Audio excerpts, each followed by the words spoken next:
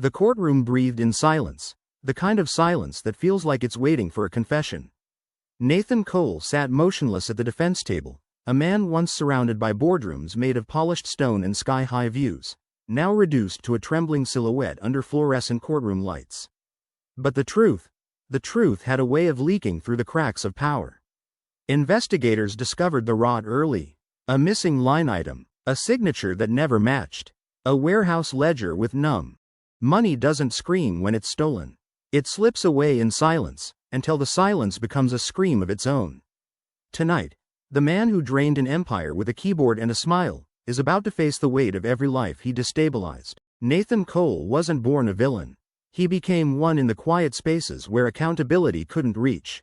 In the soft glow of his office lights, in the stillness of midnight transfers, in the certainty that no one would ever question him. The empire behind him stood tall, but the truth he buried stood taller. All rise. And just like that, power meets consequence. The boardroom king forced to bow before the bench. The evidence didn't hint, it carved. Email chains, timestamps, IP logs that traced every transaction back to the same quiet office, the same restless hands, the same ambition that finally turned predatory. The prosecutor didn't need theatrics. The document spoke louder than any voice in the room. These were choices. His attorney's words floated, fragile and uncertain, suggesting access, suggesting possibility, but the jury's eyes had already seen too much. Patterns don't lie. The human hand behind them always does. We find the defendant guilty on all counts. 12 strangers, 12 lives unaffected by his wealth, untouched by his charm.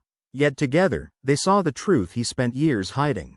Aggravating factors were established: abuse of authority, significant financial harm, deliberate and prolonged deception. Every word landed like a stone dropping into water, ripples of responsibility reaching all the way back to the first dollar he shifted into his own shadows. Your leadership was a sanctuary for many, but you turned it into a weapon of betrayal. The evidence reveals intent, not a moment of weakness, but a pattern. You took from thousands who trusted you, and you took without remorse. For these reasons, and because the aggravating factors were proven beyond reasonable doubt, I sentence you to life imprisonment without the possibility of parole. In the end, Nathan Cole didn't lose because he stole millions.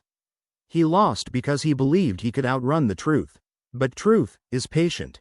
It walks slowly, but it never stops walking. And sooner or later, it knocks on the door of the most powerful room in the building.